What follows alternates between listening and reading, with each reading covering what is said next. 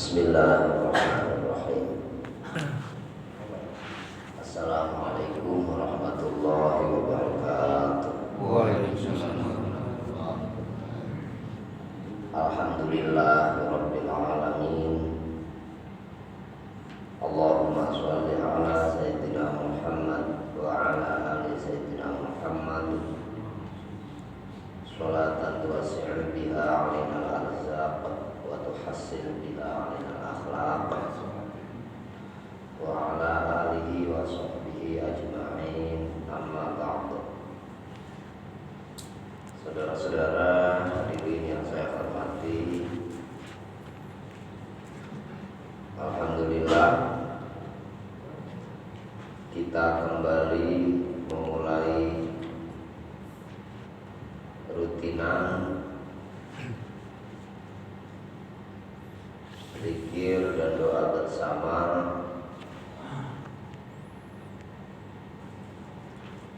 sebagai bentuk syukur nikmat atas segala karunia yang sudah diberikan oleh Allah kepada kita. Waktu terus berjalan sampai akhirnya maut yang akan memisahkan kita dari dunia.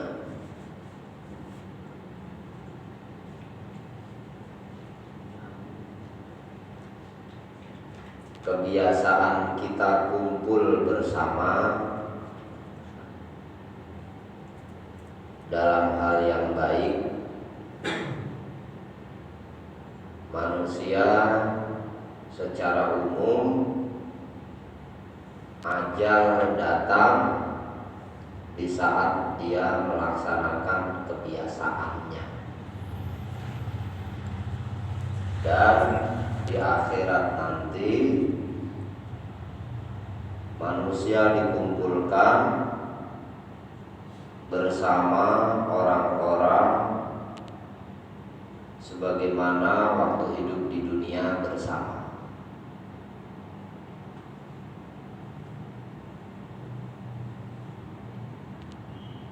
Makanya rutinan-rutinan yang dibiasakan oleh para ulama-ulama pendahulu kita, istilah minggonan, istilah senenan, kliwonan,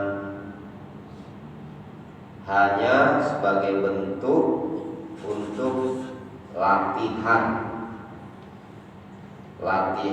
melaksanakan istiqomah.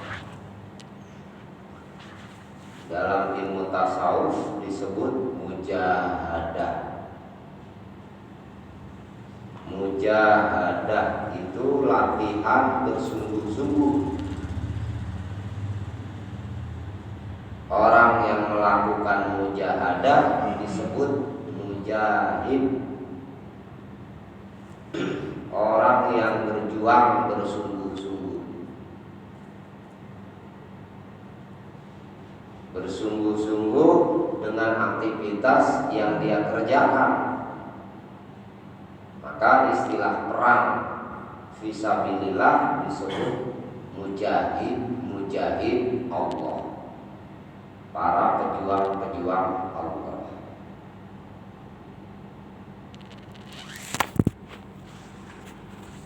Orang yang sudah membiasakan mujahadah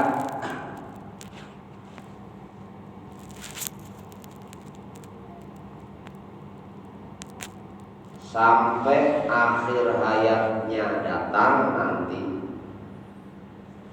setelah meninggal baru disebut istiqomah. Secara umum kebiasaan manusia di saat dicabut nyawa tadi tergantung kebiasaan yang dia lakukan, rutinan kebiasaan yang rutin berharap di saat nanti ajal datang, kebiasaan kita adalah kebiasaan yang baik di saat mujahadah,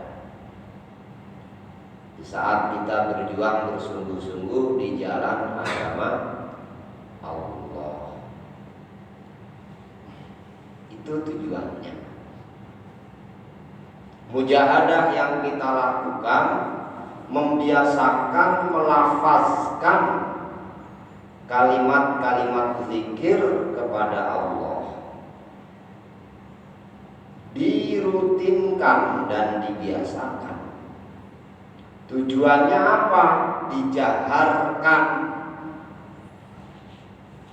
Zikir yang kita ucapkan disuarakan, bukan disirkan, tapi dijaharkan. Kalau ilmu tajwid disebut izhar. Izhar itu dibaca jelas,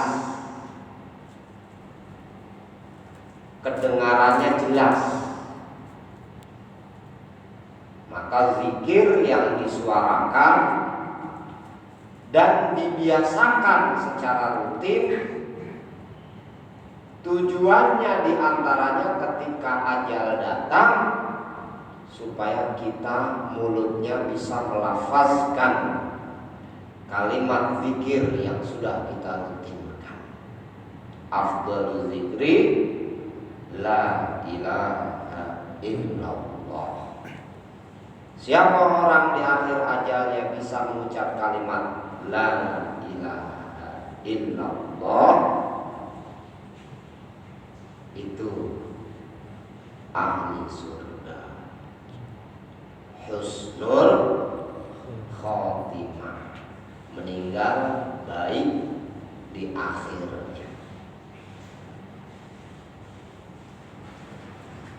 Ketika mulut terbiasa melafazkan kalimat yang buruk, biasanya di saat kaget juga yang terucap kalimat buruk. Bisa terucap kalimat baik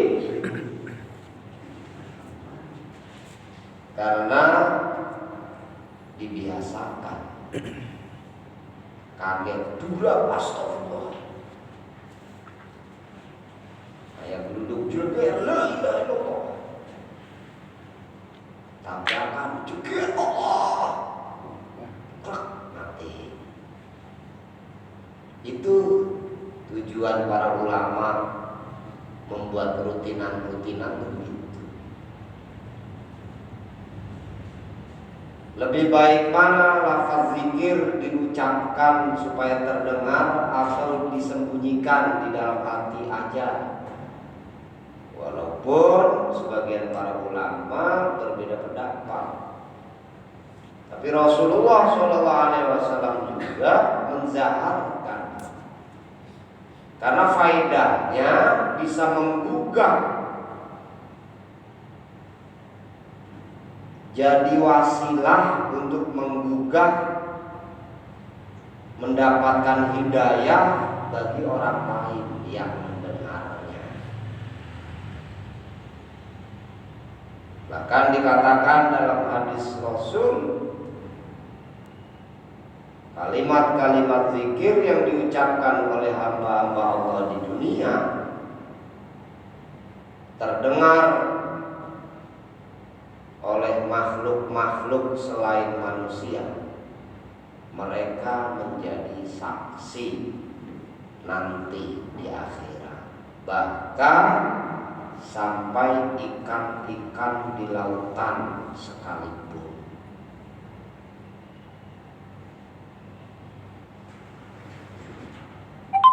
Semua anggota badan kita menjadi saksi. Maka ada kisah di akhirat nanti buat orang yang di dunia sering berbuat kebaikan dalam hal kegiatan badannya,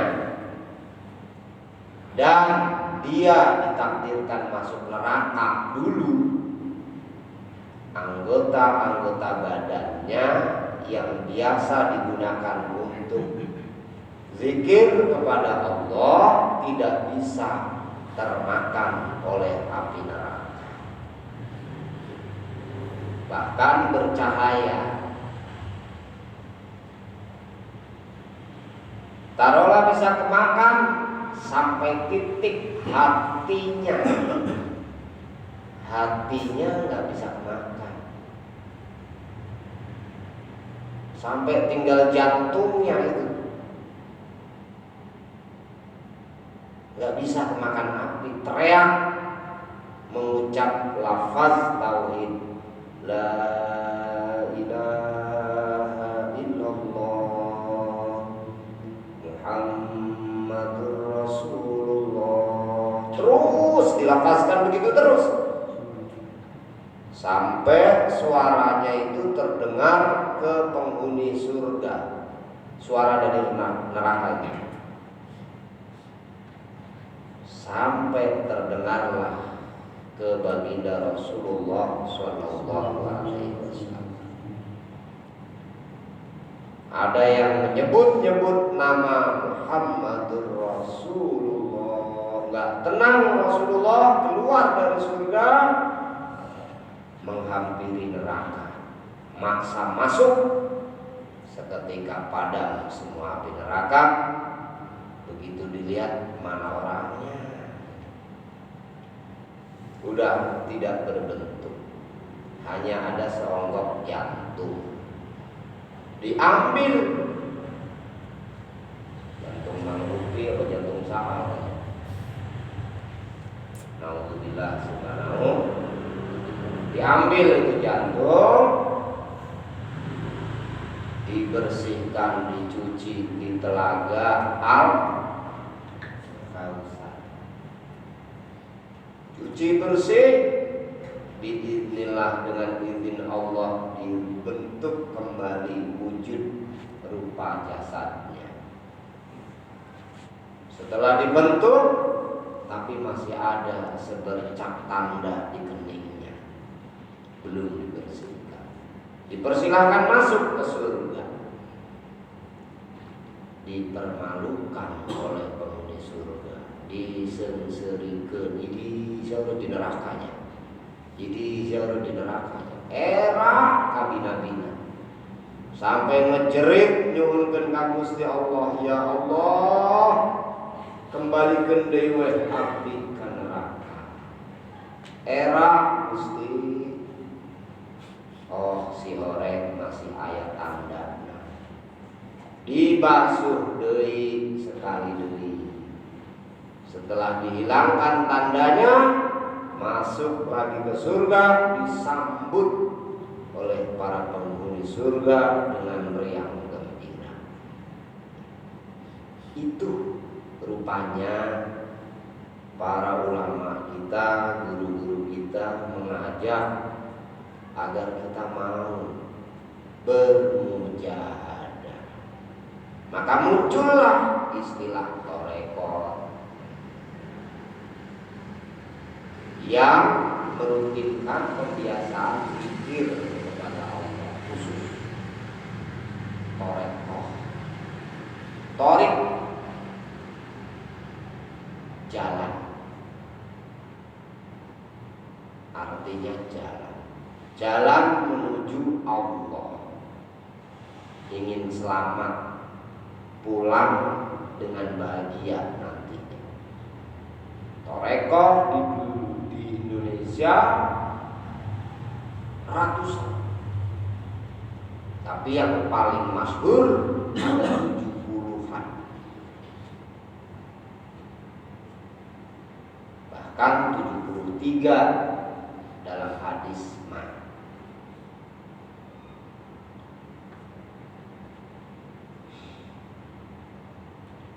Supaya pembiasaan kita, cek tukang silat teamah,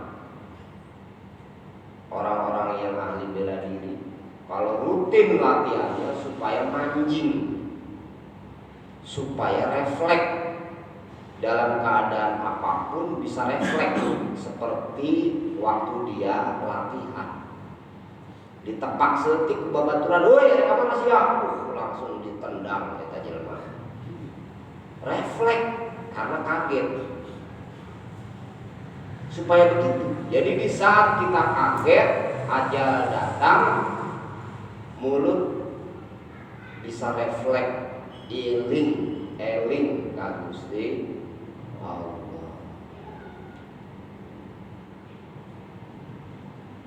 Ada lagi kelebihannya. Kalau sudah sering membiasakan bersama, suatu saat kurang gering,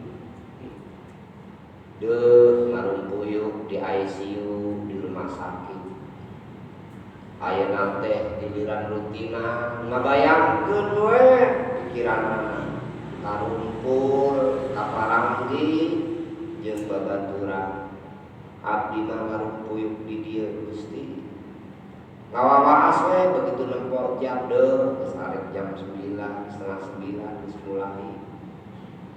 Tah geringna eta jelema inget karena kebiasaan manehna rutinan dipasihan ganjaran ku Gusti Allah sakumaha manehna ngalaksanakeun rutinan.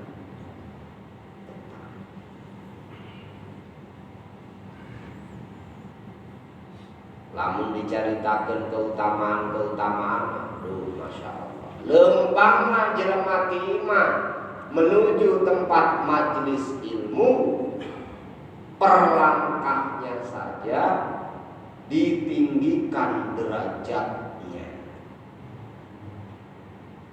kewibawaan, pengaruh. Lamun ditinggikan derajatnya, boh mungkin jadi digampangkeun segala urusan, dimudahkeun rezekina, sehingga kehormatan dan pengaruhnya di mata manusia lain lebih tinggi. Itu diri kita sendiri yang merasakannya mah biasa-biasa saja, tapi orang lain mengatakan kita wah, kita berpengaruh. Sebab para malaikat Allah juga di saat orang berkumpul dalam satu halakoh, halakoh itu kumpulan, riungan, eta ngaranna halakoh. Di saat kita berkumpul menyebut-nyebut nama Allah, Allah pun menyebut-nyebut nama-nama kita yang pada kumpul di hadapan para malaikat Allah yang lebih banyak daripada orang yang hadir saat ini. Itu dalam hadis qudsi dijelaskan seperti itu. Kalau bahasa kita mah ngagulkeun, tuh tempokeun malaikat, hamba-hambaku lagi menyebut-nyebut keagungan.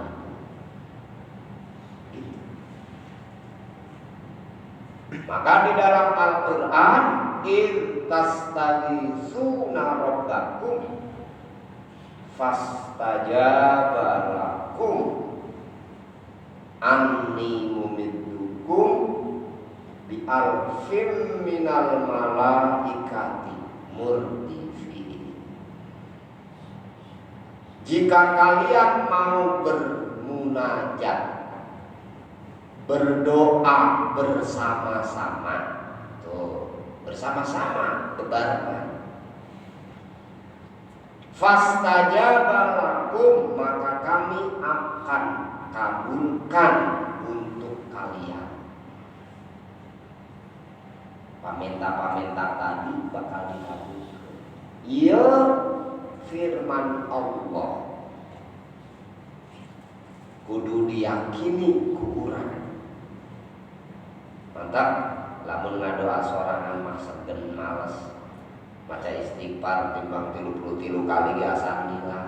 maca sholawat 33 kali biasa antila. Hari bebarengan mah biasana rada kekarasa. Naon pamenta urang teh cek Gusti Allah lamun dipenta ku babarengan bakal dikabulkeun. Terus kumaha? Anni mumiddukum bi alfin minal malaikati murdifin. Aku akan utus untuk kalian orang yang mau kumpul tadi. Siapa yang diutus? Daripada makhluk-makhluk Allah yaitu malaikat, ribuan malaikat. Alfun itu seribu. Alfa alfun ribuan. Jadi nggak terhitung. Ribuan malaikat ngapain? Mengayomi kita. Jadi di saat kita kumpul bermunajat dalam majelis taklim, ternyata para malaikat juga lebih banyak menaungi kita. Nenaonan eta malaikat ngaaminkeun pamenta jelema anu keur ngaliu. Jadi ibaratnya orang diawasi. Anu mentana waconan meureun. Nah, teu bener wacon doang. Tapi kacatet keneh itu kebagian keneh diberekeun. Anu serius putar, anu eta mah serius tah. Buru berekeun.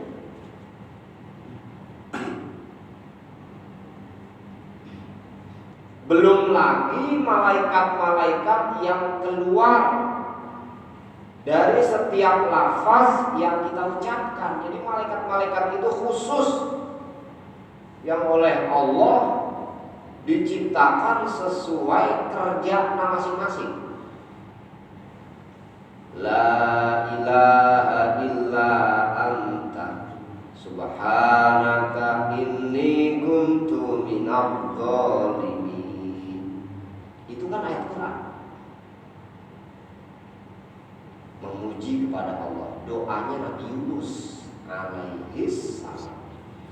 Para ulama menjelaskan kalau kita tiap selesai sholat mau baca itu 9 balik, akan diganti oleh Allah segala karupakan anu kurang alami, diganti menjadi kangenahan.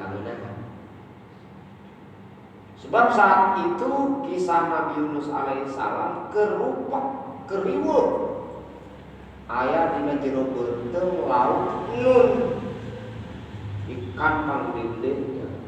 Bahkan para ulama itu ikan Nun sampai sekarang masih hidup, usianya bakal sampai kiamat. Ikan yang nelan Nabi Yunus alaihissalam. Ngarasa zalim Nabi Yunus, ngarasa berdosa, ngarasa salah karena ninggalkeun umatna. Diusir soal nanti diterima umatna. Kabur naik kapal, naik laut, kapal laut. Di tengah-tengah kapal laut, loba keneh organ juli. Diundi. Ini kapal keberatan ya. Gara-gara aya Adani. Dia kudu diundi ya. Pokoknya ngaram anu keluar, pokoknya kudu dicemplungkeun supaya beban berat kapalnya ringan, supaya jangan tenggelam di kapal. 3 kali berturut-turut diundi, yang keluar namanya Yunus lagi. Akhirnya dialungkeun ka laut, dicaplok ku ikan paus atau ikan poek gelagapan bau meureun, bisa dibayangkan. Mantap cuma ngaruh masa salah, ngaruh masa dosa, memuji kepada Allah. La ilaha illa anta. Saya Gusti selain Anjeun. Maha suci Engkau ya Allah. Inni kuntu minadh dhalimin. Sesungguhnya aku termasuk orang-orang yang zalim. Terus dibaca terus berulang. diganti karupakan urang pakieu urang ku kangeunaan-kangeunaan. Dalam kisah cerita mah mabok kata oleh ikan laut dimuntahkeun deui ke pinggir pantai jadi selamat. Jadi lamun boga pakieu pakieu ruwet urusan-urusan geus. Ayat Quran mah moal nyalahan moal ngabohong. Persoalanna lamun hayang bukti praktekkeun. Lamun hayang bukti praktekkeun. Geus lila dipraktekkeun geuningan can laksana-laksana keneh wae, can dikabul-kabul keneh wae. Praktekkeun terus. Minimal urang meunang catatan amal pahala. Berarti amal urang mungkin disimpen seperti akhirat. Atau mungkin bakal diberekeun di alam barzakh. Sawareh diberekeun di dunia, sawareh diberekeun di alam barzakh, sawareh diberekeun di akhirat. Yang jelas doa setiap orang yang beriman pasti dikabulkan. Nah, dulur sadayana kitu mantap para guru sok sering ngayakeun kumpulan rutinan-rutinan teh tujuanna supaya urang mujahadah latihan sungguh-sungguh. Tujuanna supaya urang melatih istiqomah. Tujuanna supaya urang akhir baring husnul khotimah. Karena di akhirat urang bakal dikumpulkeun bareng-bareng sakumaha urang kebiasaan kumpul bareng di dunia. Kumpul bareng di dunia timbang main bulu tangkis doang ya, maut nanti main bulu tangkis. Biasa aja. Biasa. Ada sekali-kali. Lah di lembur saya bos, ayo mau ingat sebut ngaran bos almarhum Mahatma. Lah habis ngawasitan nantri. Mana ya bulu tangkis, buat rame ngawasitan. Turun ngawasitan, disungkur, lain ragam, diselempang, nyungsep ngeusan. Pakai anduk kene, pakai kaos oblong, pakai kol, anduk setelah keringet yang sampai nyungsep.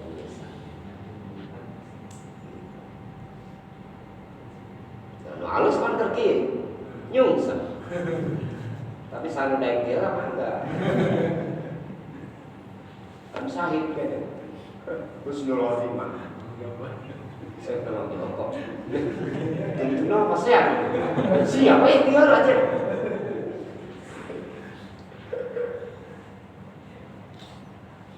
Eta perkara anu dirahasiakeun ku Gusti Allah nyaeta ajar pasti datangna Rasulullah timbang merek nyaho secara umum gitu. Lamun perkara aja iraha datangna rahasia Allah. Cuman secara umum gitu. Dina hadis Arba'in Nawawi aya sebagian sedikit. Tapi ingat sebagian sedikit ulah ngarep-ngarep.